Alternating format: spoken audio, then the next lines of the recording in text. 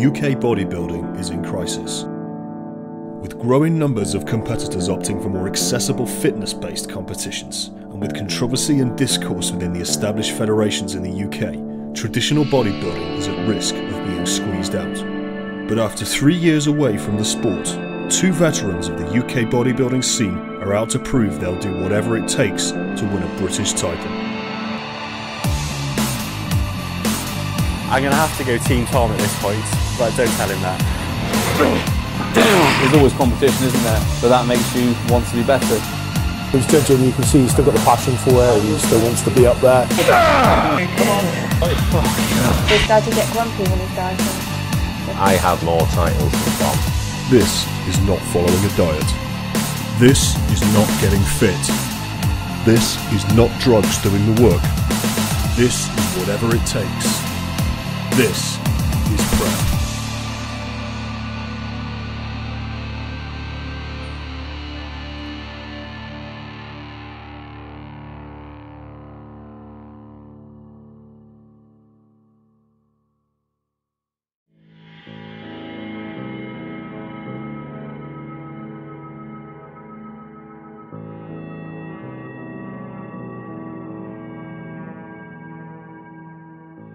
It's 7 weeks until the first show, and the harsh realities of contest diet are beginning to set in for Tom.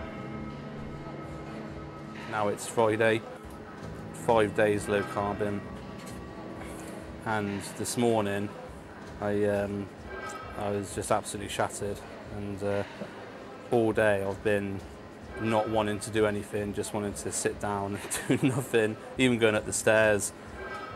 To get my training stuff was hard. It was like half an hour's cardio getting up there, and it probably was half an hour to get up there and then down again.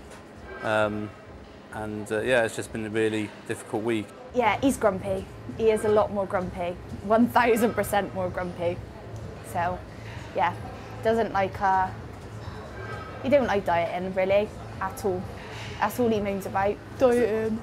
I've got a new one, which I'm going to try today, which is cinnamon bun, so I hope it tastes like a nice Danish, so we'll see about that in a minute, but I'm sure it won't taste like a Danish, but I can always close my eyes and pretend it does. If it's close, that'll be enough. That's pretty fucking good actually. 2 hours to my next meal, great.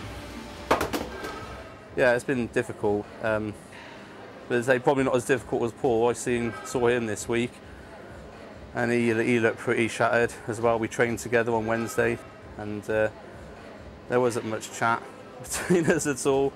No banter, just come on, rep. That's it. Try not to fall over. So yeah, yeah, the level of banter between me and Paul is pretty much gone. There's just hello, how are you? Should we train? Bye. That's it. Yeah, it is like that. Like, but normally they come in, all right, mate. Whereas now, like, you come in, both of them are in here together, and they're both like sat on the sofa, like silence, just a little mumble every now and again. Everything's such a fucking,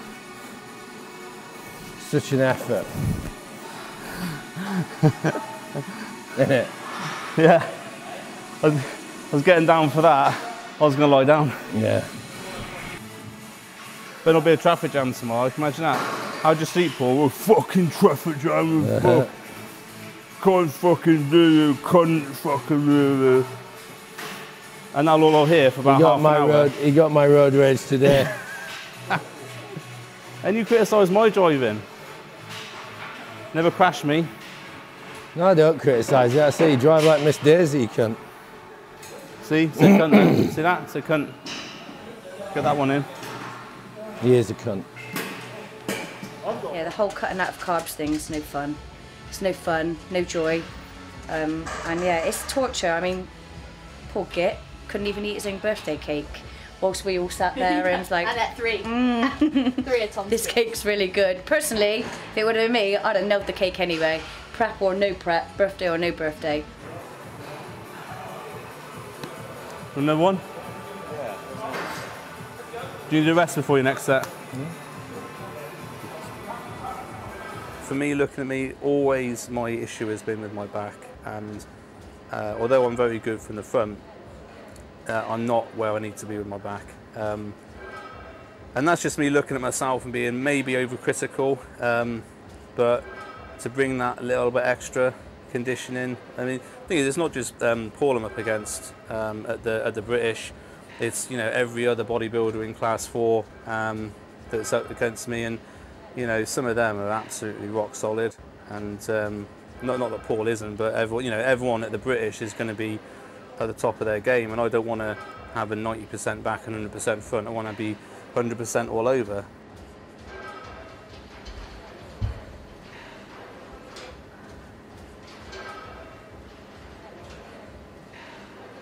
Good legs. Tom could step on stage now. He criticises his back, but his back is just not as good as his front. It's not bad, it's just not as good as his front. And I'd be careful with the fact that he's going to go to such extremes to get his back in. Will that damage take muscle from the front? You know, only he really knows, but I'd be a little bit wary of that. You know, I'll be ready for the West. I'll be better for the Britain. I'll certainly give him a run for his money. He doesn't, in my opinion, he doesn't outsize me. Paul said to me that, you know, if I was going too low, then I might lose some size while pursuing the condition for the back. So yeah, there is a risk that if I'm too depleted, I could lose muscle. But that doesn't seem to be the case just yet. I am monitoring my condition all over, and I am monitoring it to make sure. So there is a risk for sure, but it's not, I don't think, happened just yet.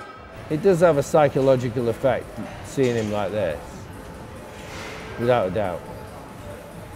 But I knew that was always the case, you know. So, but I personally think he's cut his calories too low too soon.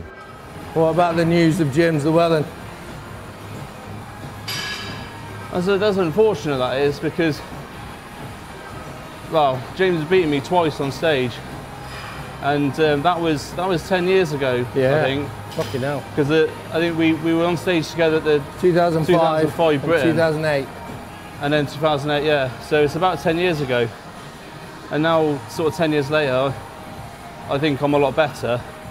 And not that, you know, James is massive, and well, he's not massive, he's just very conditioned. Very good bodybuilder. That's not to take anything away from him, but you know, and you know, I feel I'm more competitive now than I was 10 years ago. Well, James was obviously we've done episode 2, and the thing was that you know, I've competed against James before, and each time James has beaten me, so I was looking forward to having another go at him.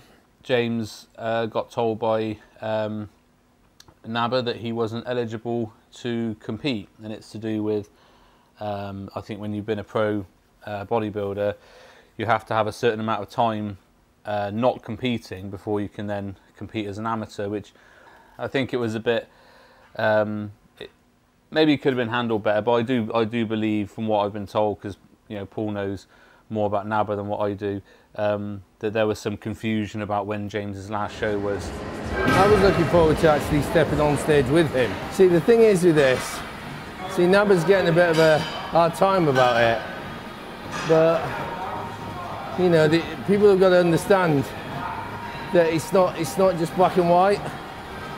You know, the website does say what it says, that once you're a pro, you can't return to being amateur. Now, Lee Priest set a precedent to destroy that rule, to be fair. But I think, to be honest, what I think would have happened is that NABBA was fine with it, for him to do the Welsh, then the Britain, and they've received complaints. It's been a struggle for both of us, to be honest. And I've always said if it affects the family, it's not worth it. You know, that's not me just giving a bit of, you know, voiceover to it. You know, if it affects the family, then it's not worth it.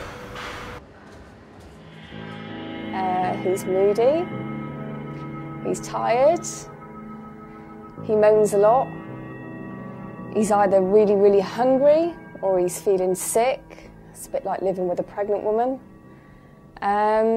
Yeah, there's lots and lots of bad changes as well, which is what I expected. But, you know, he's over halfway through now, so that's exactly what I expected. He did tell me to be honest, so I am going to be completely honest. I'm struggling this time round because he's the one who's on a diet, so he's the one doing the cardio, he's the one who's dieting, and he's exhausted, and I get that, but I'm also having some sort of sympathy exhaustion alongside it, because when Paul's at the gym, it's obviously myself who's looking after the children. I work full time. Jen's right. It's tough this year. It's tough. It's tough going. And if it was just myself and Paul, that's fine. I wouldn't have to speak to him for 16 weeks. That's all right. We could get through 16 weeks. But when you bring children into the mix, it makes it 20 times harder, because I, during the week, feel like a single parent, because Paul either works away or obviously he's busy with the cardio and the gym. And it means that I have to take on all the extra things that he would usually help me with. And I find that difficult, because I just want to say to him, just stop thinking about it for an hour, just have some fun and enjoy yourself. But because he is so focused, and I don't want this to be really sort of negative against Paul, because he is incredibly focused and committed, and that's what it takes to be a bodybuilder. But when all your energy and time is focused just on your food and your training, it leaves very little time to focus on anything else, and that's what's difficult, because when you've got children, you know, you can't let them suffer, or you can't stop enjoying them. But that's what sort of is happening at the moment, because of the amount of energy he puts into competing. Now you've smashed my how good of a dad you are reputation out the water. You told me to be honest, and I'm being honest. That's how I feel. It is a... So yeah, Jen was overly honest, let's be fair. So it wasn't anything... Although she did feel like that, and she, you know, she does feel like that and stuff, that wasn't like a true depiction of, well, it's like every weekend, if that makes sense. I did feel a little bit, okay, there's my reputation of a decent dad gone out the window. But like you say, it's an honest, she was honest. It's, you know, I can't say she wasn't honest about everything, because she was. The degrees to how severe it was were different that Monday, let's put it that way. But that's prepping. The change I've noticed this time is that I don't feel Paul is enjoying it as much as what he used to. And I think maybe that's why it's been made harder for him and for me. I've been doing this for nearly 25 years, you know. It doesn't get any easier. And for those who say it does, in general, either don't have a job, or they're lying, you know. There is this thing that's going around at the moment where people seem to, it's sort of a bragging right thing. I don't do any cardio, or I eat loads of carbs, or no one cares. It's getting more tired, aren't you, to live with, and headaches, and not sleeping, and moaning. The mirrors are good, because now they're up, he stares in them all the time. I thought I was getting breakfast in bed the other day, but no, he was downstairs looking in the mirror. You tell him about pancake day as well? Oh yeah, pancake day. I had a long day at work, come home, and then... I actually rang you up to make sure you were on your way. Yeah, she phoned me up. When you're coming home, this is 7 o'clock, when you're coming home, I said, I'm just leaving now. Good, because we all want pancakes. I said, all right, well, why don't you make pancakes then? We want you to make them. They've had takeaway 3 times this week, and I've had to collect it, or pay for it, or whatever. I've had to go and get it, and not eat any of it. So they've all been sat in the lounge eating takeaways. Oh, Tom, why why are you in the kitchen? Well, because you're all eating fucking chips and burgers and pizzas and all the things I like to eat. So I'll just stay in the kitchen, thanks, and look at my chicken that's grilling on George Foreman. Great. We went out Saturday night to San Carlo, and Tom was defrosting a cheesecake. We got back, the dog had got it off the side and ate it. He didn't speak to me for the rest of the night. It was not funny. You were not happy. We just opened the door and the dog was just staring at us, and the cheesecake was half eaten in the box on the floor. I don't know how the dog got up there, because it's well out of its reach, but it had, and it got in it and eaten half the cheesecake. I know not to empty the coffee jar into a canister. He likes it to stay in a canister, so he knows exactly what coffee he's drinking, even though no one else drinks coffee in the house at all. So you didn't like that, did you? So why bother putting it into a canister? Well, if it's already in a jar, why bother emptying it into another jar? Because it doesn't match. You dropped it quite quick, didn't you? So that was quite shocking how quickly it was coming off him. And it is a lot of change. It's not comfy to cuddle up to at all. There's no fat on him. So, yeah, he's looking good, but on the other side, I'm looking forward to some of it going back as well, to be honest. You can't cuddle up to him, it's like a rock. It's not comfy. So I've got no ass. No, he hasn't. I was trying to put it in a nice way. No, he has no ass at all. It's just muscle and skin. Have you seen this bun yet?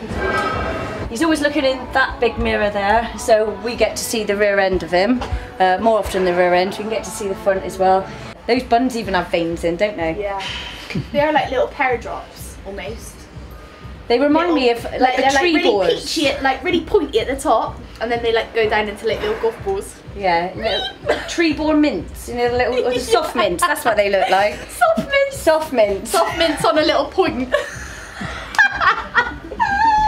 With Tom and Paul entering the final phase of their contest prep, the use of fat-burning supplements becomes more and more important, both from over-the-counter and under-the-counter sources. Everything I use has a purpose. So for example, I'll use a fat burner to help stimulate me when I'm working out and to help burn more fat off with the cardio. You know, things that the gear is to keep me anabolic, so I don't lose muscle, and to make me stronger, so I can train harder. And so everything has a purpose. Around about the sort of 12-week out mark, I started taking fat burners.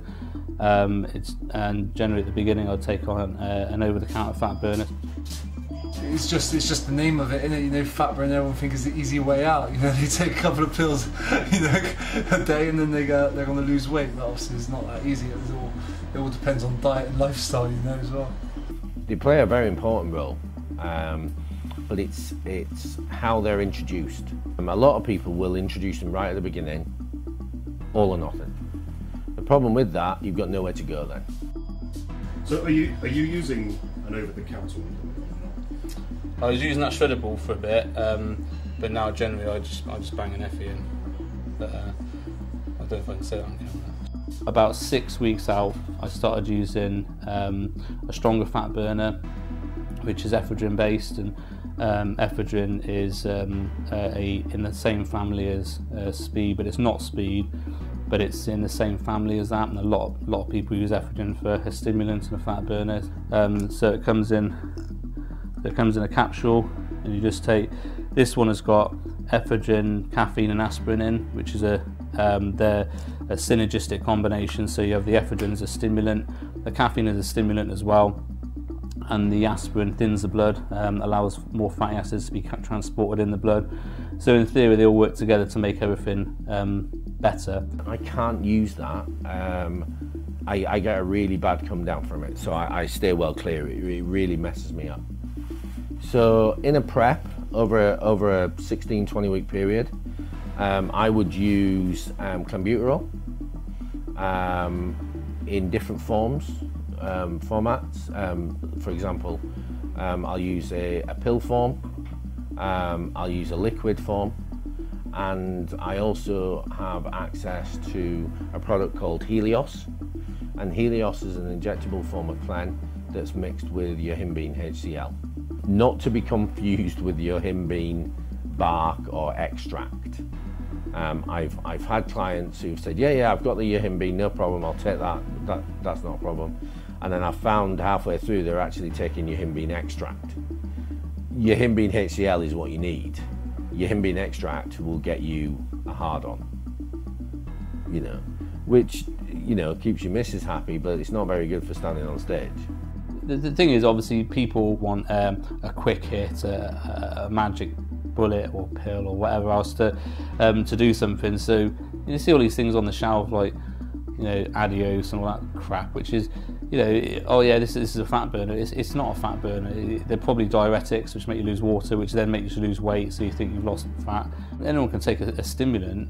Yeah, I mean, I use whatever things to help me burn fat and to get big and maintain muscle and whatever else. But I still go to the gym, I still train, I still eat my good food, and I still, you know, sit at home not eating takeaways and not going out drinking and stuff like that. All the things that, you know, are not fun, and that's how I get the results.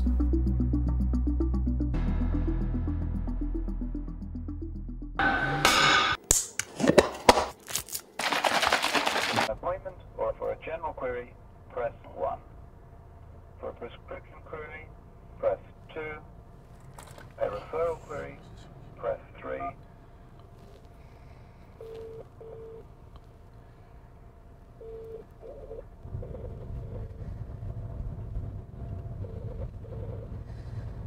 God, come on. Really?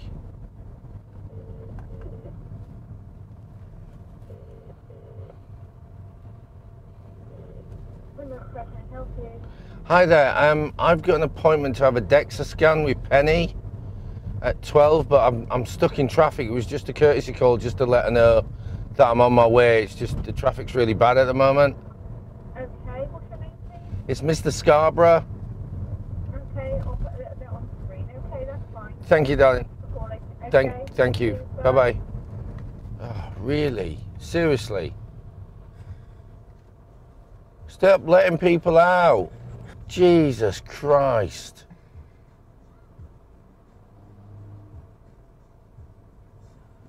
Oh, it's not fucking hard, is it?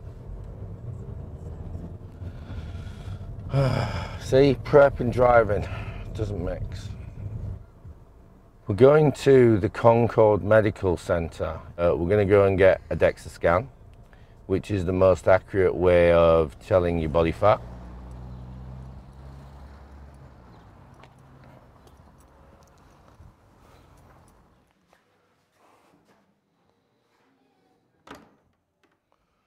Hello. Oh my goodness. Yes. What's 97? Did you say 96 and a half? Yeah. Okay. Can I just make sure you haven't got any metal on your on your body at all? Nope. Chains off. Chains off. Yep. No rings. No rings. No watches. Nothing like that. No piercings anywhere. No. Lovely. Okay. Had quite a few bodybuilders and weightlifters, and a lot of cyclists, and endurance runners. But particularly with bodybuilders, it's quite useful because I think you change your diet and training according to when your competition is coming up. And I believe, Paul, you probably can shed light on this, but I believe that you try and build your muscle mass and drop your body fat just before a competition. Paul, is that right? That's pretty much the goal you try and achieve, is to maintain as much muscle as possible whilst dropping as much fat as possible. This is taking a little longer because of Paul's physique, because he's very muscular, so it just needs a little bit more dose to get through the whole system. Okay, so that's you and your bone density, which is way up at the little black box, right up at the top, is just showing you that it's above normal for your age. Now, last time you came in, you had lost muscle but gained fat, and now you've completely reversed that. Despite the fact that you've lost all that weight, you've actually gained a couple of kilograms of lean tissue. Blimey, so you're 91.9% lean tissue. Happy with that. That is the highest I've ever seen. Well, what's that one? This is your relative skeletal muscle index. It's how much muscle you have to bone density. Right, okay. And if you get down to 5.45, that's generally where you have something called sarcopenia, and you become very frail and you're likely to fall over. So you're 3 times that. So yeah. I'm not going to fall over anytime soon then. No. Oh, that's cool. I think you're pretty stable. Nice. I don't think you'll ever. I don't think that's going to be one of your problems. I'm 7.9%, which would actually fit. I would reckon I'm about 8%. So the last time I had this done, I was, I think it was something like 86%. I'm now 91.9. So basically, my off season in 2014 was a good one. But 8%, I'm happy with that. Drop a couple of more percent before the Britain. Everybody who says that they're 3-4% are talking out their arse.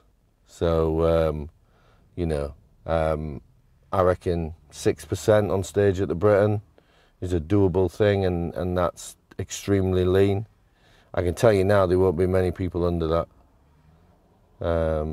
You know, no matter what people say, you can guesstimate with calipers and stuff, but they're not accurate, not as accurate as this.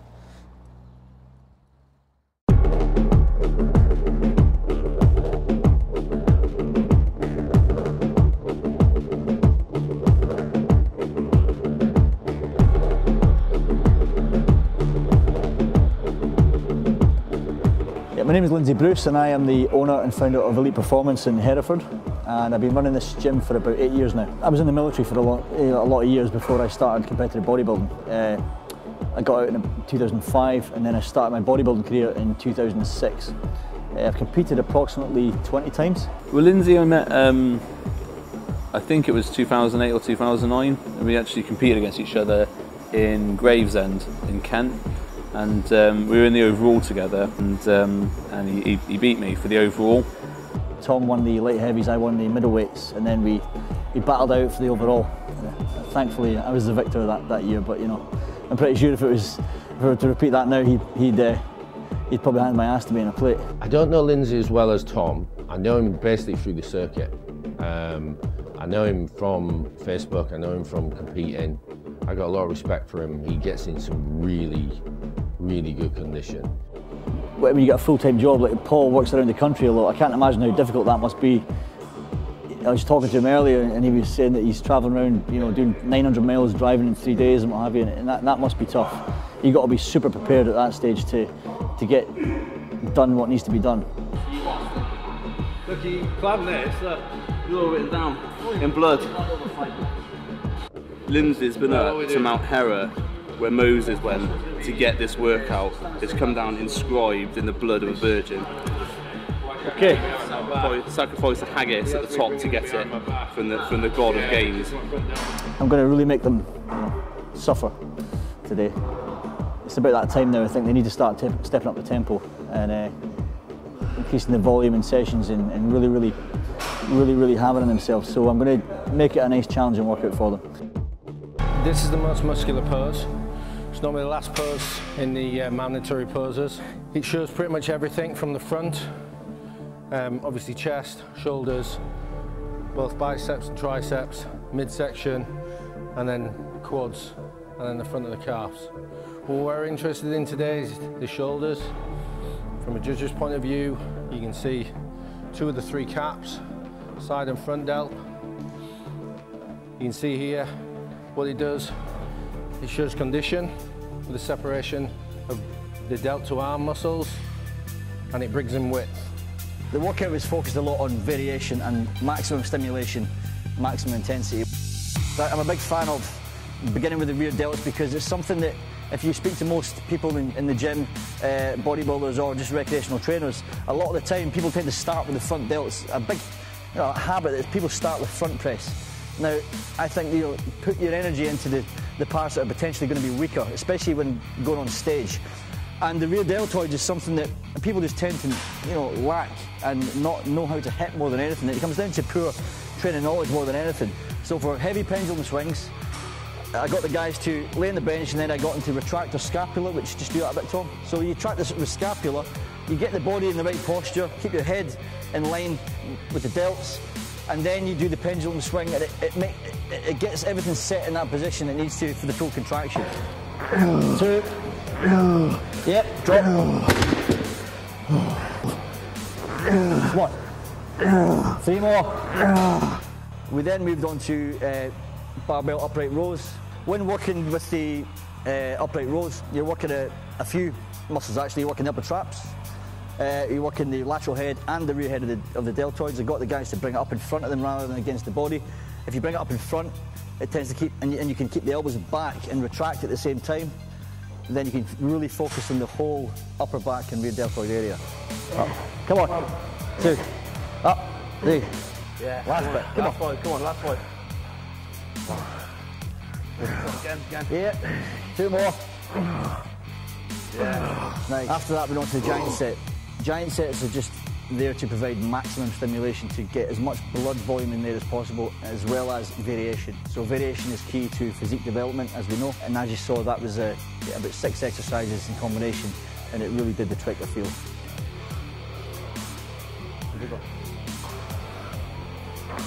Go. Come on. Good. 10 more. Good. And then we finished off with some functional work, as you see. It's probably something the guys are just aren't used to. It was just to give you an example of what I tend to do with my training. I'm a big fan of a little bit of functional work to finish off the training sessions. I feel that it's not necessarily for burning fat, creating the afterburn effect or anything like that, because the guys do steady state cardio. But what I do think it does improve is overall fitness. I hated him for the functional stuff. Hated him for it. Come on. He struggles more. To say that he owns a gym with all this shit in, he's struggling quite a lot. Look at him now, he's bending over like a fucker.